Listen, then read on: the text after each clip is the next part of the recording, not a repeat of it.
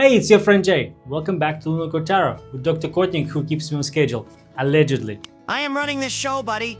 If you're new here, this is your corner of internet for real tarot people. The readers, the collectors, and people who love to discover decks that you really connect with. Today we'll be looking at the Wild Eden Tarot, the new release from Lo Scarabeo, with elegant nudity, people and animals woven together in sensual lines, created by an artist who is known for the very Polish comic book artistic style. The Wild Eden Tarot was created by Gloria Pizzilli, and Alice Mastroleo was the author behind the guidebook.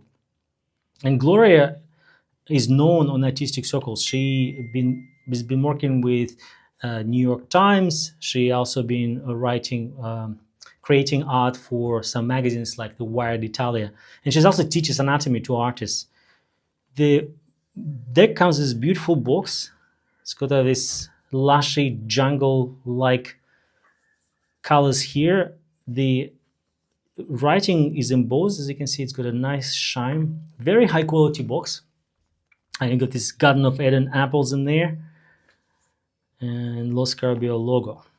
Now in the box, I did promise you there's going to be a lot of nudity here. It's a very sensual deck, and I would say quite Italian in its style in some ways, or what I imagine Italian style is. We got the guidebook, which we'll have a look when I do one card pull in the actual cards. The cards, and I love how they don't have gilding. It's just easy to manage those. But without that, you don't have to worry about scratching it, and it also does look nice. They have this matte finish, and I feel like they're almost laminated. It's probably one of the best quality cardstock that I have seen from Lo Scarabeo. And on the back, they have the snake and roses pattern, and the cards have a name at the bottom in the actual artwork. The cards are quite bendy, quite like that. And I think they will be really good with riffle shuffling, which we'll have a look when I do one card pull test. So the artwork here is comic book like and got a feel of being from 60s. It's still Rider-Waite-Smith deck. Pentacles are still pentacles, but they have this beautiful gemstones flying there. There's a heaps of nudity here. And by the way, if you want to see the full deck, I put a flip through at the end of the video. Cups have these shells, and that's how you can tell you see more pink on them as well. And swords have these birds or feathers. And this is an example of swords card here. I also love that there's a bit of jungle style cards. And this one, when I look at the aces, this leopard jumped out at me right away. And Dr. Courtney was pretty happy about the presence of cats. He feels right at home here. I should resign and live in a jungle. So the deck has this mix of Eden-like environment, sort of jungle, primordial environment where humans and animals were united into one. There's a sense of innocence with this deck, but also got this like lushy feel to it and a bit of sensuality. There's a lot of people hugging each other, all of them naked. There's no clothes here. As Garden of Eden, there's no scene, and the people basically genuinely who they are themselves. And what you see here is a representation of that. I love the Fool card here. This is a fox rather than a dog, and same motif here. And I like how somehow the body of this person jumping out is bluish, but it feels sort of natural in some way, and the colors of orange and blue play really well with each other. The Chariot. Now this is definitely the Mowgli, the famous Kipling's novel, riding two, I want to say tigers. Strength card here, completely different take. When lion is huge, it's massive, and there's sort of a sense of love between them. So you get the similar self-care and looking after each other motif from here. I quite like it. The deaf here, not riding a horse. It's a naked woman with ginger hair, and there's still a skull there. And she's got these long nails, almost vampire-like. The devil, when I first saw it, almost threatening, like it's could be as well called a demon card. The face here almost has get distorted view on it, and it's a very different take, but I think it's very much aligned. The deck has this consistent artwork, and each card seems to be a progression, and they all thought through. They're not disjoint, which I really like about this deck. And the tower here, of course, there's no buildings in the Garden of Eden, and because of that, there's none of this here. Nevertheless, we see the collapse of some structure, or people just simply falling down.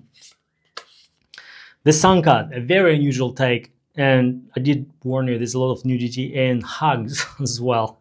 No horses in Eden, but nevertheless, the happiness radiating from here and this unity with yourself or a loved one everywhere on this card. Quite like it. 10 of Cups. A different motif. You still have a rainbow here, but it's a happy family sitting on the beach with the pink sand.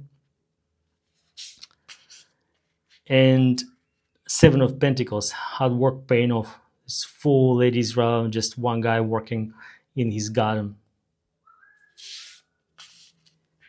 And I'm going to show you the court cards of the Suit of Cups.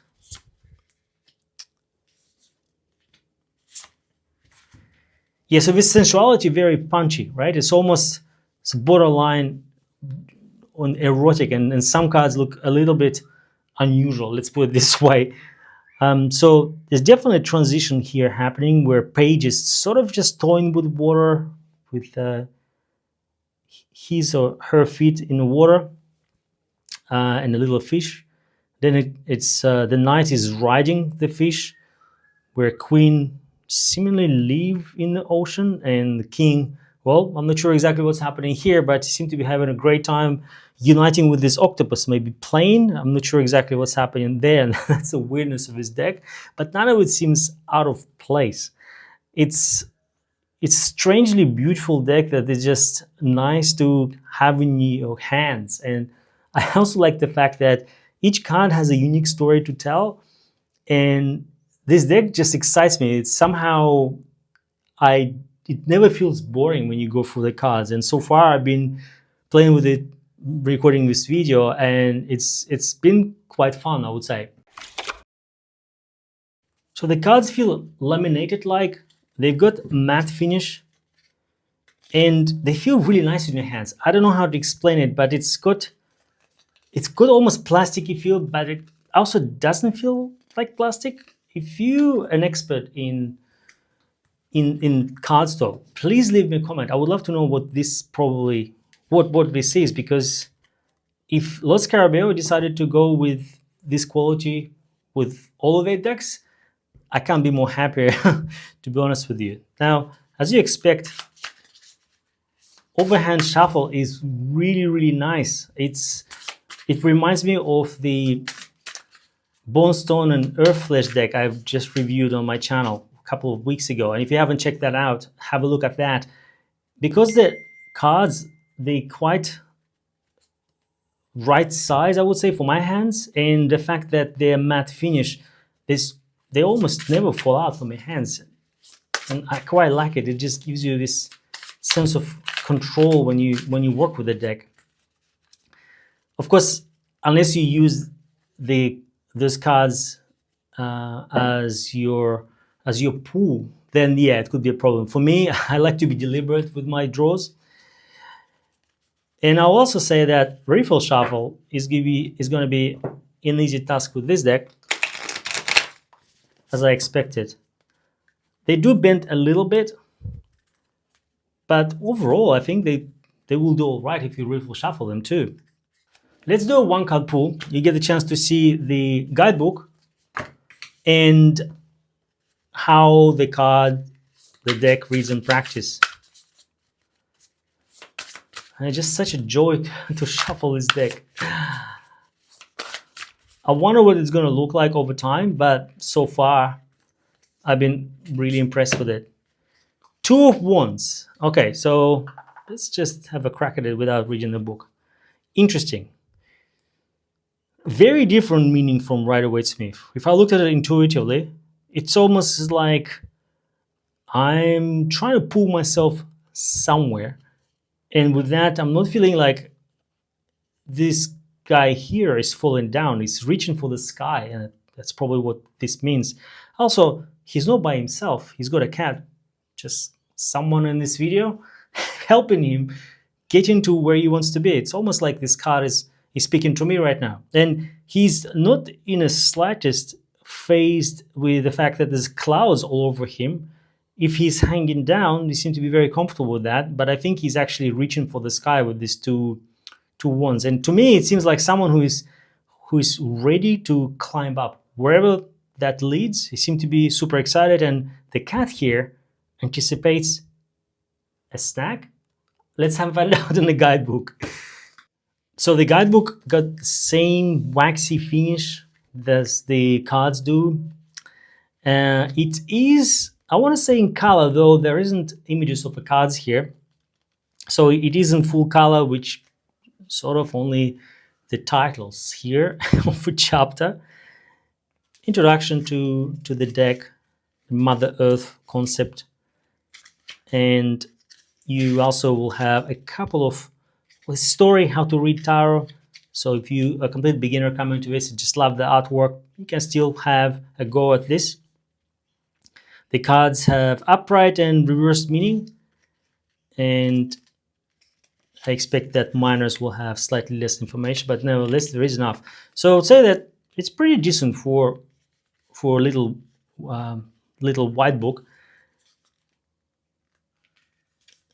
Two of Wands, the power of vision and the power of strategic planning. Chart a clear path, dare to dream big and move purposely toward your goals. The fire of the Wands represent boldness tempered by reflection. This is a time to choose your destiny, blend in intuition, reason, and move forward with confidence toward the realization of your dreams. I think we were really close, and I think this is a beautiful take. Doesn't look like Rider-Waite-Smith because it has a different point of view here. In my view, Wild Eden Tarot is a beautiful addition to someone's collection. If you are already a seasoned tarot reader, you know your Rider-Waite-Smith well. You also are drawn to the artwork, this clean comic book-like style artwork, and you are okay with a bit of nudity involved in your tarot decks. If you are a beginner, I'll probably sit this one out unless you absolutely love the artwork and you want to add it to your collection. I really love Wild Eden Tarot. It's a fun deck. The cardstock is beautiful. Just really love how Lo Scarabeo is changing the game. The artwork is fantastic. This comic book, clean art style. And it's just a really entertaining and just vibrant deck to have in your hands. Reading with it is easy, though it's only if you know Rider-Waite-Smith. What I found is that it's probably more of a collector piece for me than actual daily reader, because the symbolism is there, but it's sort of hidden behind this lush jungle-like landscape and a lot of nudity. And while I really enjoy playing with this deck, I think I'll probably won't reach out to it as my daily read. With all of that, I'm going to give it 4 paws on the cat meter because of the execution, the art style, and also the fact that there's so many cats there. Definitely one Dr. Kotnik opinion. Cats! Cats! Everybody loves cats! So what do you think of the Wild Eden Tarot? Did you love it? Did you hate it? Do you agree with my cat meter rating? Let me know in the comments. If you want to see another great deck I reviewed recently, the Bone Stone and Earth Flesh, or if you want to see my entire collection, I left you links at the end of this video. Thank you for watching, enjoy your flip through, and I cannot wait to see you again.